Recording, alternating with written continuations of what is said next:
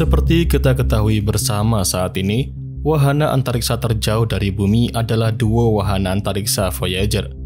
Kenapa bernama duo Voyager? Ya, karena memang wahana antariksa ini merupakan dua pesawat penjelajah kembar yang awalnya mengemban misi mempelajari 4 planet gas raksasa di tata surya hingga saat ini berkelana di ruang antar bintang. Wahana antariksa ini juga sudah berkelana dengan durasi misi yang sangat lama, yaitu sejak tahun 1977 atau sekitar 46 tahun dan masih bertahan serta aktif hingga saat ini. Dengan begitu, tentu banyak yang bertanya-tanya tentang wahana antariksa ini, seperti contohnya adalah apa bahan bakar atau tenaganya yang bisa membuatnya bertahan sangat lama, dan bagaimana bisa wahana antariksa Voyager berkelana di luasnya ruang angkasa tanpa mengalami masalah serius seperti menabrak objek asing dan lain sebagainya. Tenang saja, karena semua pertanyaan dasar mengenai wahana antariksa Voyager akan kita bahas hari ini, dan kita akan mulai pembahasannya dengan membahas tenaga atau bahan bakarnya.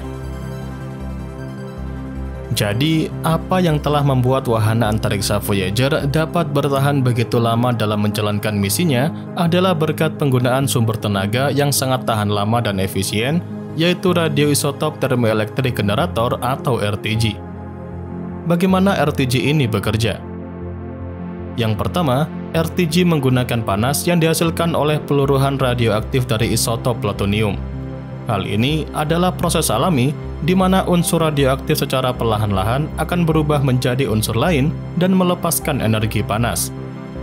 Energi panas dari peluruhan plutonium itu akan dirubah menjadi energi listrik menggunakan perangkat bernama thermocouple yang bisa mengubah perbedaan suhu menjadi listrik. Nah, dari panas yang dihasilkan oleh plutonium tadi akan disalurkan melalui thermocouple yang kemudian menghasilkan listrik. Kemudian dari listrik yang dihasilkan oleh RTG tadilah yang kemudian digunakan untuk menjalankan berbagai instrumen ilmiah, perangkat komunikasi, dan sistem lainnya pada wahana antariksa Voyager. Lalu dari semua penjelasan tadi, kenapa wahana antariksa Voyager menggunakan radioisotop termoelektrik generator atau RTG? Untuk penggunaan RTG sendiri, menurut para ilmuwan merupakan sumber tenaga yang sangat efektif, terutama karena bisa bertahan dengan durasi yang sangat-sangat lama. Dikarenakan meluruhnya plutonium secara perlahan, maka RTG dapat menyediakan energi selama beberapa dekade yang terbukti dengan kedua wahana antariksa Voyager yang masih terus bertahan hingga saat ini. Selain itu, penggunaan RTG juga tidak bergantung pada sinar matahari atau kondisi cuaca lainnya, jadi dapat bekerja dengan baik bahkan di lingkungan yang gelap dan dingin jauh dari matahari. Hal tersebut tentu sejalan dengan keadaan wahana antariksa Voyager yang saat ini memang sudah berada jauh dari matahari. Jika saja dahulu Voyager didesain menggunakan tenaga seperti panel surya, mungkin saja wahana antariksa Voyager sudah mati sejak lama karena tidak mendapatkan pasokan tenaga dari matahari. Jadi pada intinya, dengan penggunaan radioisotop termoelektrik generator atau RTG, maka wahana antariksa Voyager dapat terus beroperasi di luar angkasa, bahkan sampai menjelajahi hingga keluar tata surya kita. Lanjut ke pertanyaan selanjutnya mengenai Voyager, yaitu tentang bagaimana bisa wahana antariksa itu bisa bergerak menjauh dari bumi tanpa mengalami gangguan berarti seperti menabrak benda asing dan lain sebagainya. Jadi, wahana antariksa Voyager bisa bergerak sangat jauh dari bumi dengan relatif aman karena telah dirancang dengan cermat dan dilengkapi dengan sistem navigasi yang cukup canggih. Sebelum peluncurannya, para ilmuwan dan insinyur membuat perencanaan rute yang cermat untuk menghindari tabrakan dengan benda langit di sepanjang rute perjalanan Voyager. Para tim misi Voyager memperhitungkan posisi, kecepatan, dan lintasan wahana antariksa untuk memastikan bahwa tidak akan ada tabrakan dengan asteroid, komet, atau planet di sepanjang jalurnya. Selain itu, wahana antariksa Voyager juga dilengkapi dengan sistem navigasi yang sangat canggih, termasuk sensor dan instrumen pelacak posisi. Hal tersebut memungkinkan bagi wahana antariksa tersebut untuk memantau posisinya secara akurat dalam ruang angkasa dan mengkoreksi jalurnya jika diperlukan. Semisalnya, jika saja wahana antariksa Voyager mendeteksi bahwa sedang mendekati objek langit yang berpotensi berbahaya, maka sistem navigasi dapat mengubah jalur pesawat untuk menghindarinya. Selanjutnya, meskipun Voyager berada jauh dari bumi, para ilmuwan di bumi tentu masih dapat berkomunikasi dengan wahana antariksa dan memberikan instruksi. Bahkan jika diperlukan, maka tim misi juga dapat mengirim perintah untuk mengubah jalur wahana antariksa atau melakukan manuver yang diperlukan untuk menghindari tabrakan. Selain itu, meskipun ruang angkasa terlihat padat dengan bintang dan galaksi, tetapi jarak antara objek-objek tersebut sangat besar.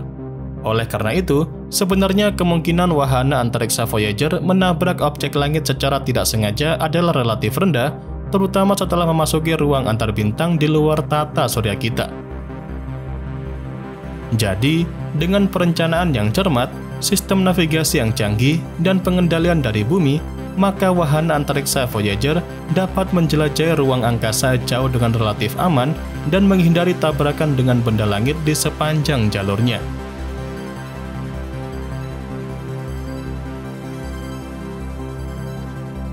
Dan terakhir, pertanyaan selanjutnya seputar wahana antariksa Voyager yang paling umum adalah bagaimana sistem wahana antariksa Voyager dalam mengirimkan pesan ke bumi, begitupun sebaliknya.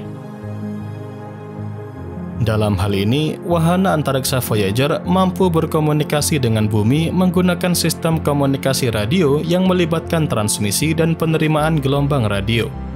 Wahana antariksa Voyager memiliki antena pengarah besar yang digunakan untuk mengirimkan sinyal gelombang radio ke bumi. Dalam mengirimkan pesannya, wahana antariksa Voyager akan mengirimkan informasi berupa data ilmiah seperti hasil pengukuran instrumen ataupun pesan lainnya. Pesan yang akan dikirimkan itu dikodekan menjadi format yang dapat diubah menjadi sinyal radio. Misalnya, data ilmiah seperti suhu, tekanan, atau gambar akan dikonversi menjadi kode biner. Kemudian, setelah semua data sudah siap dikirimkan, maka wahana antariksa Voyager akan memancarkan sinyal radio menggunakan transmitter yang diarahkannya menggunakan antena pengarah agar sinyal dapat mencapai bumi. Sinyal radio yang dikirim Voyager ke bumi akan ditangkap oleh antena besar di bumi seperti yang ada di Deep Space Network yang merupakan jaringan teleskop radio di seluruh dunia. Barulah setelah menerima sinyal radio, maka tim insinyur di stasiun bumi akan mengubah sinyal radio dari Voyager kembali ke bentuk asli, yaitu data ilmiah atau pesan lainnya. Itu tadi adalah bagaimana cara Voyager dalam mengirimkan pesan ke bumi. Lalu bagaimanakah cara tim insinyur misi Voyager dalam mengirimkan perintah ke Voyager? Sebenarnya prosesnya hampir sama seperti bagaimana Voyager mengirimkan pesan ke bumi. Para insinyur misi Voyager awalnya akan mengirimkan perintah ke Voyager menggunakan jaringan Deep Space Network dengan perintah yang dikodekan menjadi sinyal radio. Kemudian, setelah wahana antariksa Voyager menangkap sinyal radio dari bumi menggunakan antena penerima yang sama, maka sinyal dari bumi tadi juga akan dikonversi kembali ke perintah yang dapat dipahami oleh sistem wahana antariksa Voyager.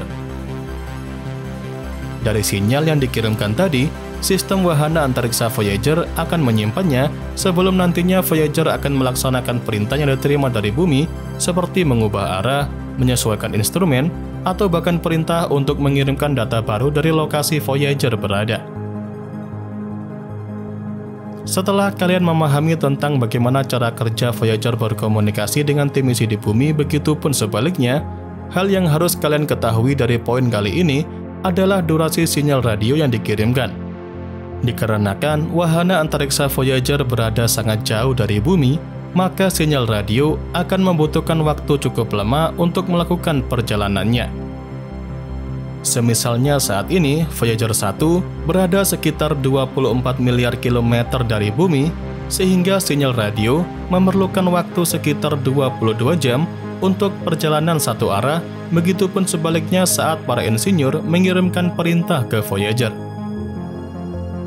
Nah, Dengan sistem komunikasi inilah yang membuat wahana antariksa Voyager bisa tetap terhubung dengan bumi meskipun berada jauh dari tata surya kita dan memungkinkan para ilmuwan untuk terus memantau dan berinteraksi dengan wahana penjelajah antariksa Voyager.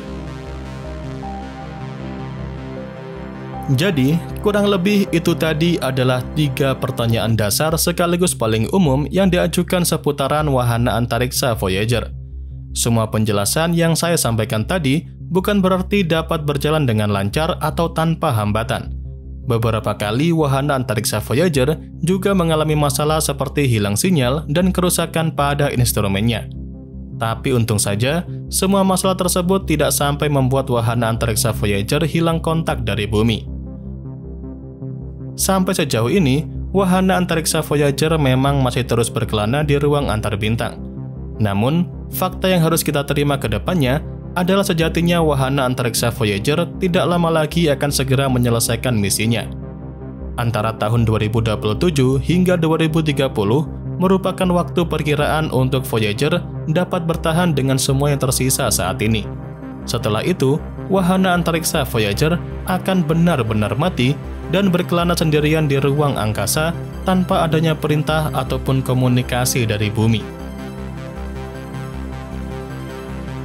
Dan ya, itu saja yang bisa saya sampaikan pada kesempatan kali ini. Seperti biasa, semoga dapat memberikan pengetahuan baru seputar dunia astronomi, khususnya Voyager, sekaligus hiburan kepada kalian semua.